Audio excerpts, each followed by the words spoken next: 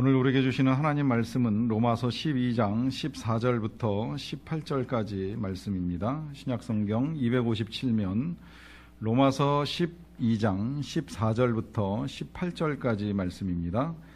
이 계시의 말씀을 제가 받들어 읽어드릴 때 살아계신 주님의 음성을 들으실 수 있기를 바랍니다. 너희를 박해하는 자를 축복하라. 축복하고 저주하지 말라. 즐거워하는 자들과 함께 즐거워하고 우는 자들과 함께 울라. 서로 마음을 같이하며 높은 데 마음을 두지 말고 도리어 낮은 데 처하며 스스로 지혜 있는 채 하지 말라. 아무에게도 악을 악으로 갚지 말고 모든 사람 앞에서 선한 일을 도모하라. 할 수 있거든 너희로서는 모든 사람과 더불어 화목하라. 아멘. 지난 15일이 아시는 대로 스승의 날이었습니다. 이 땅에서 가르치는 일에 수고하시는 모든 분들께 감사를 드립니다. 특히 교회학교에서 교사로 수고하시는 분들께도 감사를 드립니다. 성경에서는 분명히 말씀합니다. 가르침을 받는 자는 가르치는 자와 모든 좋은 것을 함께하라. 우리 교회학교 선생님들과 좋은 것을 함께 하실 수 있는 저와 여러분들이 되시기를 바랍니다. 그런데 스승의 날 지나가면서 이 가르치시는 분들과 좋은 것을 함께 한다라고 하는 것이 갈수록 어려워지고 있구나라고 하는 생각이 들었습니다. 선생님들은 학부모들에게 주소가 알려질까 전전긍긍 하시는 일이 있고, 또 부모님들은 이것저것 드리기가 참 힘들다 보니까 직접 만든 것을 드리는 것이 좋겠다 하셔서 돈을 들여서 만드는 걸 배우고 만든 것을 가지고 전해드리는 일들을 하신다라고 하는 기사를 본 일이 있습니다. 뭔가 주고받는 관계 속에 이 불편함들이 형성되길 피하기 위하여서 찾아내는 교육책이라고 생각을 합니다. 또 학교에 따라서는 스승의 날을 피해가기 위하여서 선생님들이 아이들을 데리고 소풍을 가거나 수학여행을 가는 일도 있고, 또 체육대회 등으로 이렇게 대체하면서 뭔가 부모님과의 불편한 접촉을 피하려고 한다라고 하는 생각이 듭니다. 선물이라고 하는 것이 참 좋습니다. 오늘 설교 제목대로 더불어 화평한다라고 하면 그 화평의 도구 중에 하나가 선물입니다. 사랑과 정성의 마음을 담고 그것을 전함으로 인하여서 상대방에게 내 마음을 전하는 도구로서의 선물은 참 귀한 것인데, 이 선물을 주고받는 것이 어느새 상대방을 불편하게 하고 이제 뜻을 왜곡하는 결과들을 가져오는 아주 힘든 것이 돼버리고 말았습니다. 어버이날을 지나면서 그런 글도 읽었는데요. 제목이 눈길을 끌었습니다. 현금이 좋으세요? 선물이 좋으세요? 서울대병원의 정신건강의학과 교수가 쓴 글인데요. 누군가 그에게 이런 질문을 했나 봅니다. 5월 어버이날을 맞이하면서 부모님께 감사의 마음을 전달하려고 하는데 현금이 좋을까요? 선물이 좋을까요? 부모님은 은근히 현금을 원하시는 것 같은데 현금을 드리자니 뭔가 예의가 아닌 것 같습니다 하는 질문을 이 의사가 받았습니다. 이 의사의 대답은 간단합니다. 현금으로 하세요. 이유를 밝힙니다. 우리가 현금을 좋아하는 이유에는 지갑이 두툼해졌다는 현실적인 이면에 누군가 나에게 선택의 자유를 주었다는 심리적 만족감이 함께 작용한다는 겁니다. 이 자유에 대한 갈망은 모든 사람들에게 있어서 아주 강렬한 것이기 때문에 상대방이 나에게 선택의 자유를 줄 때 존중받는다고 느낀다는 것입니다.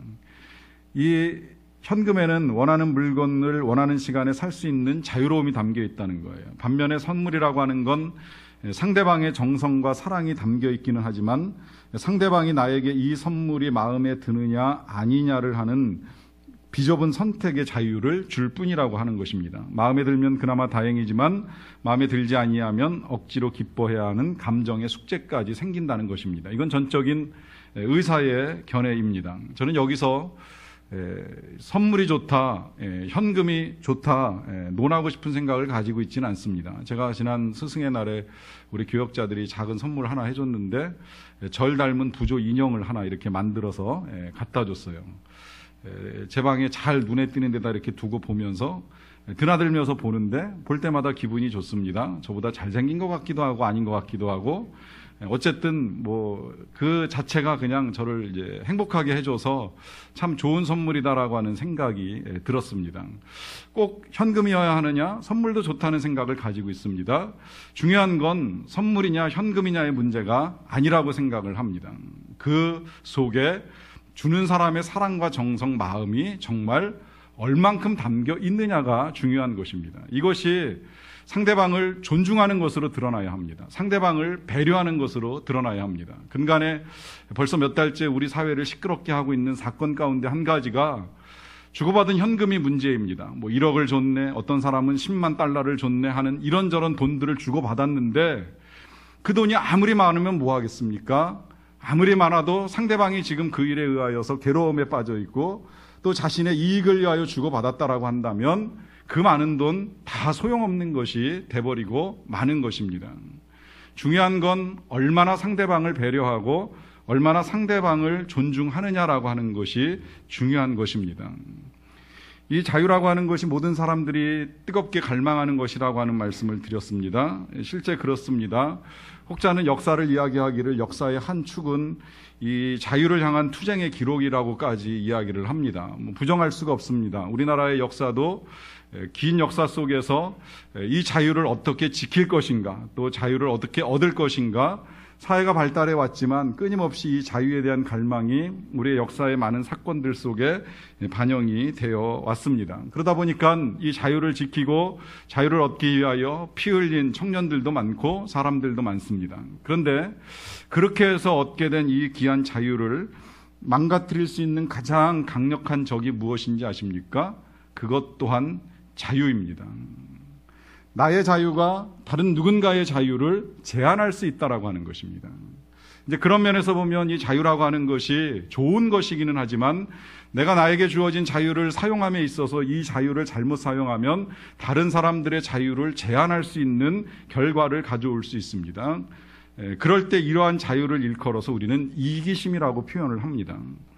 내가 더 사랑받고 더 인정받고 우월하고 싶은 욕구, 또 모든 것들을 내 입장에서만 판단하고 생각하는 이 모든 것들이 상대방의 자유를 제한하는 결과를 가져올 수 있다라고 하는 것입니다. 그리고 여기서 조금 더 나아가면 내 방식대로 당신이 움직여야 된다. 그리고 내 생각대로 당신도 따라와야 된다라고 하는 이 생각에 묶여서 다른 사람을 존중하지 못하는 결과를 가져올 수도 있다라고 하는 것입니다. 그러면 평화는 깨지고 이제 고통 가운데 처하는 일이 일어나게 됩니다.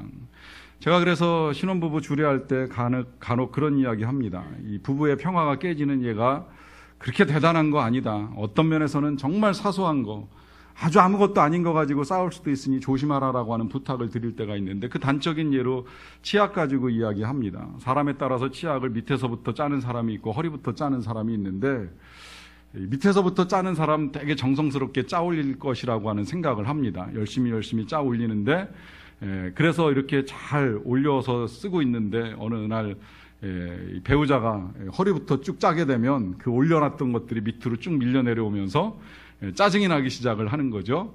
그러면 한두 번이야 뭐 또다시 밑에서부터 이렇게 밀어 올리지만 이거 안 되면 또 힘들고 괴로운 일이 생겨납니다.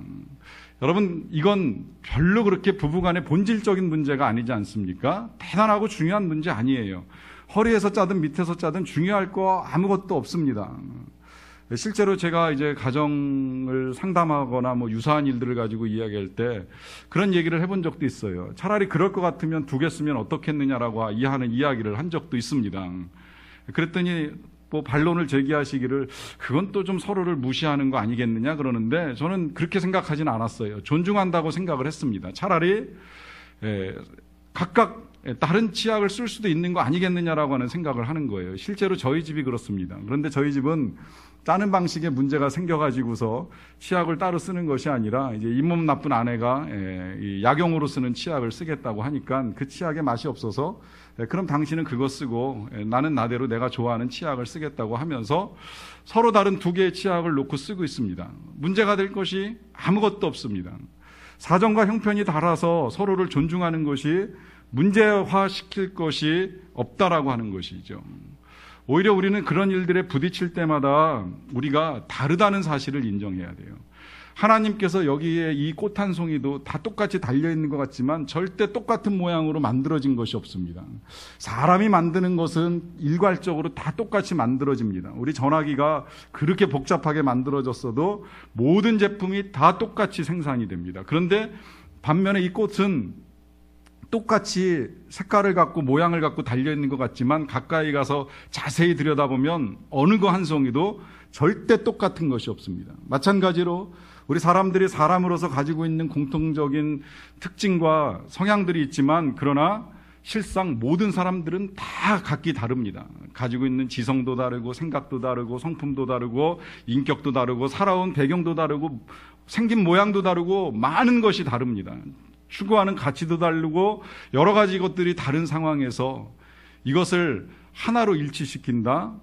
그럴 수 없는 것입니다. 제가 가끔 식당에서 음식 주문할 때 이 주문을 하다 보면 이제 똑같이 주문을 하는 일들이 있는데 그때 제가 이제 농담 삼아 그런 이야기를 합니다. 민족의 염원이 통일이다 보니까 절대 다른 걸 먹으려고 하지 않는 경향을 보인다라고 하는 이야기를 하게 되는데 여러분, 민족 전체가 통일되는 데 있어서는 하나라는 것이 필요할지 모르겠지만 우리가 살아가는 데 있어서만큼은 우리 서로가 다 다르다라고 하는 사실을 인정해야 됩니다. 그래서 오히려 진짜 통합, 하나됨이라고 하는 건 나와 상대방이 다르다라고 하는 사실을 인정하고 존중할 때에 진짜 하나가 되어 갈 수 있는 것입니다. 그런 의미에서 제가 지난 수요일 날 강해를 마무리하면서 결론으로 이런 말씀을 드렸습니다. 본질적인 것에는 일치를, 주변적인 것에는 자유를, 그리고 이 모든 것에는 사랑을. 정말 본질적인 것, 예수 믿어야 하나님 나라에 들어가고 성경이 진리라고 하는 이 본질은 절대 바꿀 수 없습니다. 다르게 생각할 수 없습니다. 그러나 본질이 흔들리지 아니하는 한 주변적인 것, 예배 시간에 찬송을 부를 수도 있고 복음성가를 부를 수도 있고 예배 중에 우리가 통성으로 기도할 수도 있고 소리를 죽여서 기도할 수도 있고 한 이 주변적인 것들을 가지고 다툴 필요는 없다는 거예요. 그것이 우리를 힘들게 하면 이 모든 것들에 사랑으로 감싸고 사랑으로 덮으면 그것이 하나님 나라를 이루는 것입니다. 우리가 지금 배워나가는 성령의 세 번째 열매는 화평입니다. 이 화평이라고 하는 건 아시겠지만 모든 관계 속에서 불편함이 없는 상태를 말합니다. 하나님은 오늘 말씀 18절에서 이렇게 당부를 합니다. 할 수 있거든 너희로서는 모든 사람과 더불어 화목하라 그래요.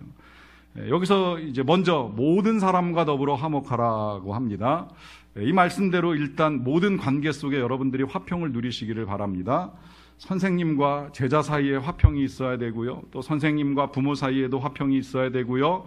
남편과 아내, 부부 사이에 화평이 있어야만 합니다. 또 부모와 자녀, 자녀와 부모 사이에도 화평이 넘쳐나기를 바랍니다. 또 특별히 교회 공동체 안에서 함께 예배를 드릴 때 제가 추구하는 가치대로 우리 교회 안에 정말 평화가 끊어지지 않기를 바랍니다. 전 늘 그것을 감사하게 생각하며 목회를 하고 있습니다만 우리 성도들의 모든 관계 속에서 진정한 평화가 이루어지기를 바랍니다. 그런데 문제는 이 모든 사람들과 더불어서 화목하라라고 하는 것이 결코 쉬운 것만은 아니라는 거예요. 이것이 쉬워서 그냥 저절로 되고 누구나도 할 수 있는 일이라고 한다면 주님이 당부하시지도 않습니다. 실상은 힘드니까 하라고 말씀하시는 거고 그것이 또 진짜 힘든 거니까 할 수 있거든 하라는 거예요.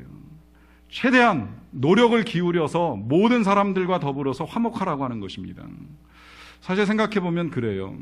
나를 좋아하는 사람, 나를 사랑하는 사람, 나를 도와주는 사람하고 화목하는 거 하나도 어렵지 않습니다. 하지 말라고 해도 할 수 있습니다. 그런데 나를 괴롭히는 사람, 나를 힘들게 하는 사람, 내 마음에 상처를 주고 아픔을 준 사람하고 화목하라?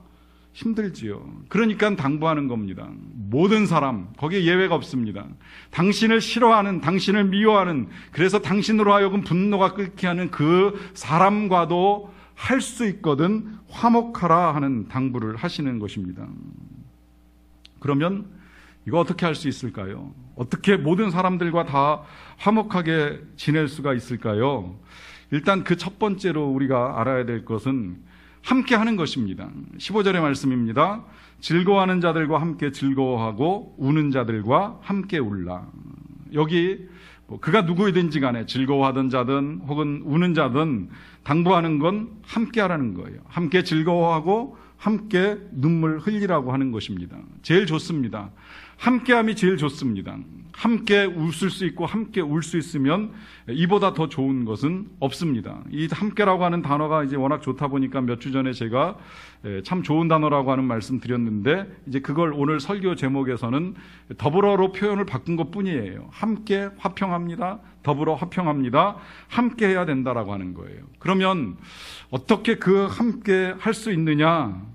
여러분, 다른 무엇보다 제일 기본적으로 우리에게 필요한 것은 함께 할 수 있다는 사실 자체를 감사하시면 됩니다. 내가 그 사람과, 그가 남편이 됐던 아내가 됐던, 혹은 믿음 안에서 만나게 된 형제가 되었던 자매가 되었던, 심지어 불편한 관계 속에 있는 부모님이 되었던 자녀가 되었던, 그가 나와 함께 더불어 살아가는 사람이라고 하는 이 사실만으로 감사하시기 바랍니다.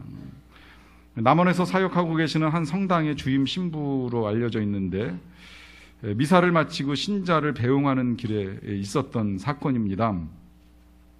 아마 이날도 그 신부님이 저하고 비슷한 주제를 다루셨는지 모르겠어요. 뭐 사랑이나 화평 이런 관계로 이런 주제를 가지고 이제 말씀을 전하신 것 같은데, 나가면서 인사를 나누는 중에 한 중년 여인이 다가와서 이 신부님을 쳐다보시면서 그러셨대요. 신부님, 결혼 생활 안 해봐서 모르시는데 누가 꼭 사랑해서 사는 줄 아세요? 그냥 사는 거예요. 새끼들이 있으니까 사랑 그런 거 없이 그냥 살아요. 이런 상황 속에서 결혼 안 한 신부님이 탄식하시더라고요. 결혼을 해보지 않았기 때문에 더 이상 할 말이 없었다라고 하는 말씀 하시는데, 이분이 이제 그런 면에서 좀 탄식을 하시면서, 그렇게 보면 정말 가정이 있다는 사실은 그 자체만으로도 얼마나 감사한 것인가 역으로 말씀을 하시더라고요. 저는 글 읽으면서 그런 생각도 들었어요. 진짜 결혼해봐서 감사하고, 또 자녀를 길러봐서 이제는 성도들에게 어떻게 가정을 만들어가야 되는지, 어떻게 자녀를 우리가 양육해야 되는지에 대해서 이야기할 수 있다는 사실에 대해서도 참 감사하는데요. 여러분, 꼭 그런 것만이 아니더라도요, 지금 우리가 가정을 구성하고 가족들과 더불어 살아갈 수 있다는 사실에 대해서는 한없이 감사해야 됩니다. 이것은 거꾸로 남의 불행을 나의 행복으로 만들 수는 없지만, 가족을 잃는 고통을 겪어보고 함께 할 수 있는 사람이 없는 상태에서 살아가는 사람들을 보게 되면, 그것이 정말 내가 내 옆에 가족이 있고 함께 할 수 있는 사람이 있다라고 하는 사실이 얼마나 귀하고 감사한 일인가를 분명히 깨달을 수 있기 때문입니다. 실제로 그런 어려움을 겪는 사람들 중에는 그런 고백을 하시는 경우도 있습니다. 내가 왜 이 고생하는지 모르겠다. 누굴 위해서 하는지 모르겠다. 반대로 고생을 하면서 땀 흘려 수고하는 일을 하는 사람들은 그래도 이유와 목적을 가지고 있지 않습니까? 내 가족을 위하여 돈을 벌고, 내 자녀를 위하여 빨래하고 청소하고 음식 만드는 수고를 하고, 여기에 가족이 있기 때문에 우리의 수고가 헛되지 않고 의미 없는 일이 되지 않는다라고 하는 사실을 분명히 알고 갑니다. 그러나 가족이 없다면, 가정을 이룰 수 없다면 그렇게 우리가 하는 일들의 수고와 의미를 찾을 수가 없다라고 하는 것이지요. 그런 면에서 보면 그 어떤 종교도 또 어떤 직업도 가정의 행복과 평화를 위태하게 한다라고 하면 그건 악이 될 수 있다라고 하는 것입니다. 가정을 위하여 돈을 벌면서 아내를 고통스럽게 하는 남자, 진짜 가족을 사랑하는 것인가라고 하는 의문을 가지게 됩니다. 앞서 소개해드렸던 그 남원의 신부가 섬기는 성당의 어느 부부에게 큰 시련이 덮쳐왔어요. 아내가 먼저 성당을 다녔었는데 남편은 함께 다니지 아니하다가 어느 날 갑자기 이 아내를 쫓아서 성당에 이제 나오기 시작을 했습니다. 한 7개월간의 예비신자 교육을 받고 나서 이제 영세를 받았어요. 그래가지고 함께 신앙생활을 하는데 같이 손을 꼭 붙잡고 성당에 왔다 갔다 하는 모습이 이제 그렇게 보기가 좋았대요. 그러다 보니까 사람들이 그냥 이제 시기심도 나고 그냥 이제 놀리자고 하는 말로 손 놓고 다니면 안 되냐 이제 이런 이야기도 했다고 합니다. 그러다 어느 날 이 가정에 큰 불행이 닥쳤어요. 고등학교 2학년 아들이 교통사고로 세상을 떠난 겁니다. 아내는 실신을 했고요. 이제 갓 믿음을 갖게 된 이 아버지가 자식을 잃은 아픔에다가 정신 잃은 아내까지 데리고 이제 함께 살아가는 고통이 있습니다. 참 위로하기 힘든 상황이지요. 그런데 이 가정이 버텨나갑니다. 변함없이 주일이 되면 남편이 아내를 잘 데리고 성당에 와서 미사를 드립니다. 또 저녁마다 힘들 때면 같이 아내를 데리고 성당에 와서 기도하거나 또 미사에 참석하는 일들을 보게 되더라 하는 거예요. 그 부부를 보면서 이 신부님이 하시는 말씀입니다. 만약 혼자였다면 어쩔 뻔했는가. 참 다행이다, 둘이라서. 참 다행이야, 하나가 아니라 둘이라서. 여러분, 혼자 가지 않고 함께 갈 수 있다는 사실은 참으로 감사한 일입니다. 어느 시인이 먼저 간 남편을 그리면서 이런 시를 남겼다고 하지 않습니까? 저 큰 가을산을 어찌 홀로 넘어갈꼬, 둘이서도 힘들었는데. 함께 간다는 사실 그 자체는 감사해야 될 일이라고 하는 것입니다. 그럼에도 불구하고 감사하기가 쉽지 않다는 생각이 드실 수도 있습니다. 어떤 경우에는 차라리 혼자 가면 넘어갈 수 있는 길이라고 생각하는데, 저 산을 돌아가야 되는데 함께 가는 이 사람이 가지 못하게 발목을 잡고 가지 못하게 나를 힘들게 할 때에 이 힘을 빼는 사람과 어떻게 넘어갈 수 있는가라고 하는 생각이 들 수도 있습니다. 그런 생각이 들 때 우리가 어떻게 해야 되는가, 이제 두 번째로 우리에게 주시는 태도가 있는데요. 14절의 말씀입니다. 너희를 박해하는 자를 축복하라. 축복하고 저주하지 말라. 박해하는 자를 축복하고 저주하지 말라고 하는 당부를 하고 계십니다. 우리 교회에도 혼자 신앙생활을 하시면서 가족에게 박해를 받는 성도님들이 몇 분 계시는 것으로 알고 있습니다. 그러나 대부분의 성도님들은 신앙생활하는 걸로 과거 이 로마서가 쓰일 때처럼 박해를 받는 분들이 많이 계시지는 않다라고 생각을 하는데, 박해라고 표현되긴 했지만 박해 꼭 아니라고 할지라도 나를 괴롭히는 자가 있다면 이렇게 성경을 읽으셔도 좋을 것 같아요. 너희를 괴롭히는 자를 축복하라. 축복하고 저주하지 말라. 여러분, 이것이 우리가 더불어 화평을 이루는 또 하나의 방법입니다. 우리를 괴롭히는 자를 축복하는 것입니다. 축복하고 저주하지 않는 것입니다. 그것이 평화를 이루는 길이기 때문입니다. 그리스 신화를 읽어나가다 보면 헤라클레스가 좁은 길을 가다가 이상하게 생긴 괴물 하나를 만납니다. 그 괴물을 몽둥이로 몇 대 내려치고 쫓아 보낸 다음에 그 다음에 길을 가는데 그 괴물이 다시 나타났어요. 그런데 달라졌습니다.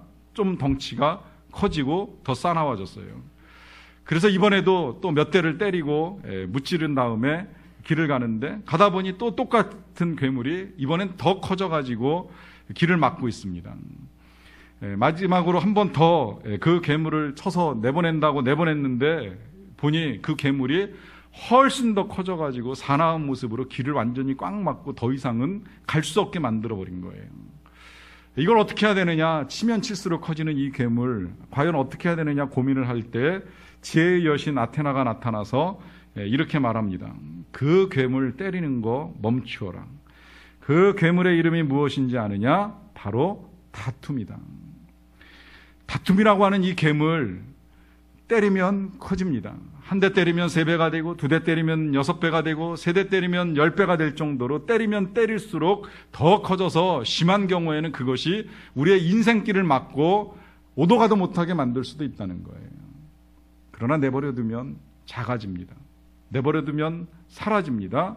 그 내버려두는 것조차도 힘들 때에 우리가 적극적으로 취하여야 될 방법이 바로 그 괴물 같은 다툼을 하지 않도록 상대방을 축복하는 것입니다. 상대방을 저주하는 것이 아니라 상대방을 축복하는 것입니다. 어쩌면 또 그런 의문 드실 수도 있어요. 그때 축복이 과연 가능할까? 저도 힘들었습니다. 저도 어려운 일이었는데 지난 로마서 강의 준비하다가 말씀 보면서 하나 알게 된 것이 있습니다. 축복을 할 수 있겠구나 깨닫게 된 것이 있어요. 생각을 해보는 겁니다.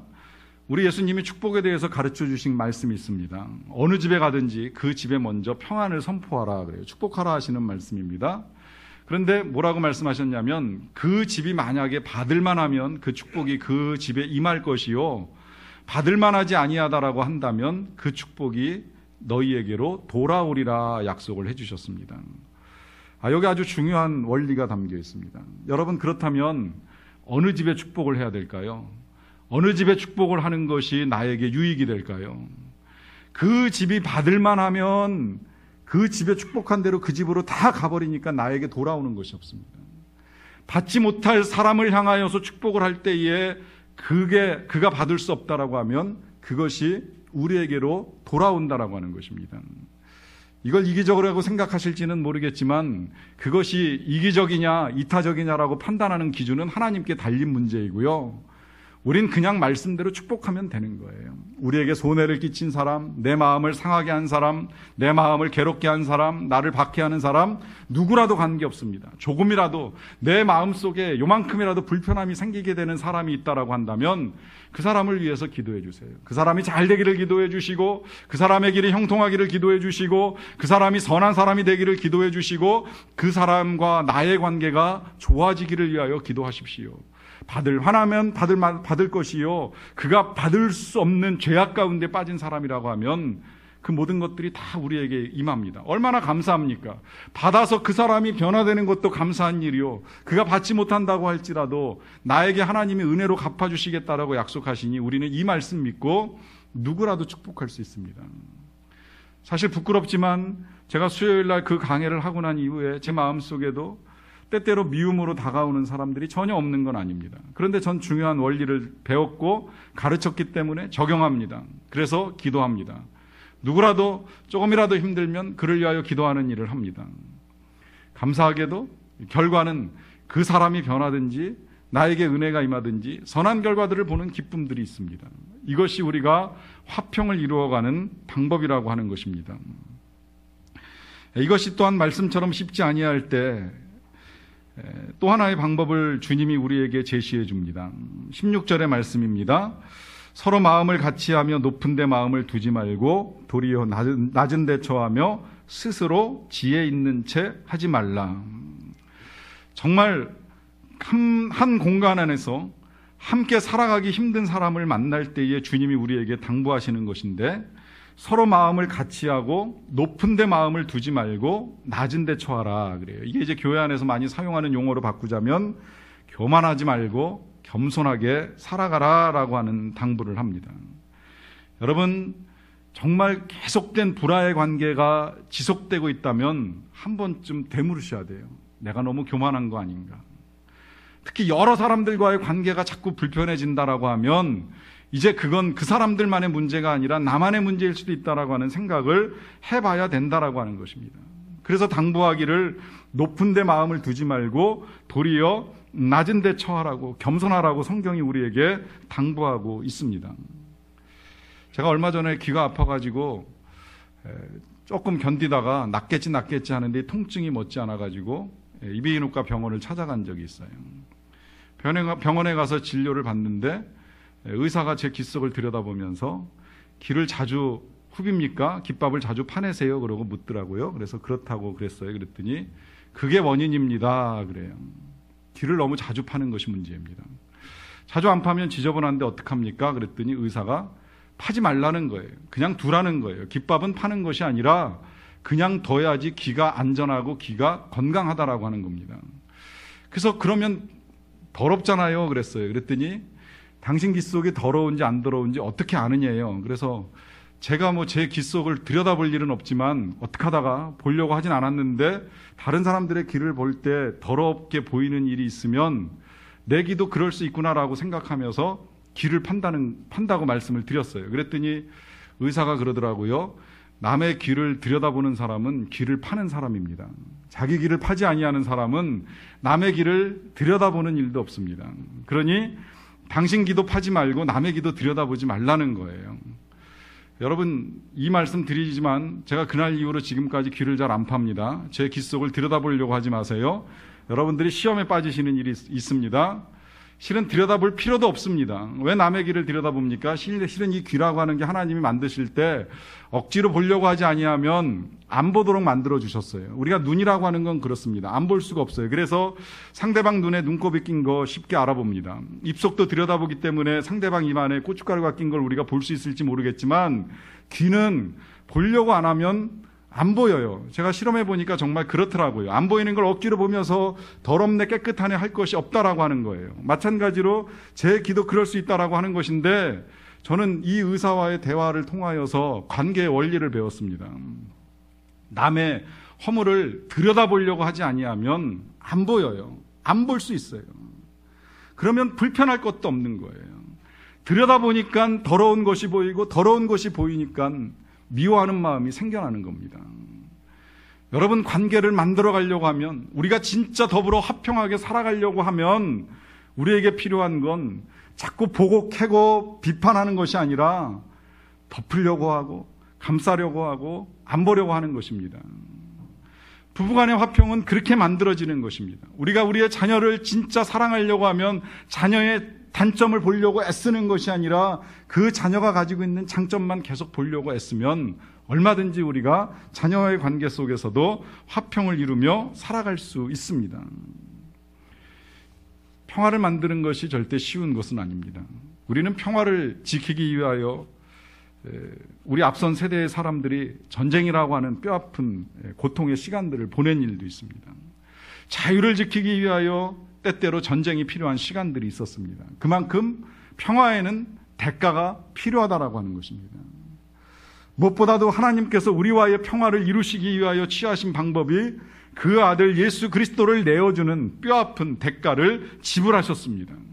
그 예수님을 십자가에서 죽게 하심으로 우리의 모든 죄를 다 덮으시고 용서하심으로 말미암아 우리가 하나님과의 평화를 누리는 하나님의 자녀들이 된 것입니다. 하나님은 그 고통 가운데에 우리와의 관계를 화평을 이루시고 더 나아가서 우리가 그 하나님의 백성들로 서로 사랑하면서 화평의 관계를 이루며 살아가기를 원하셨습니다.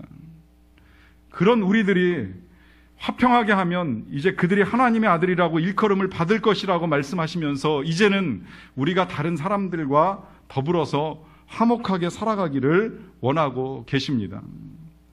사랑하는 성도 여러분, 우리를 일컬어서 그리스도인이라고 말을 하기도 하고요. 또 성경은 우리가 하나님의 자녀가 되었다라고 하는 선포를 해주고 계십니다. 그렇다면 이제 우리는 그 이름에 합당하게 살아야 됩니다. 그리스도인, 하나님의 자녀, 그 사람은 더불어 화평한 사람입니다.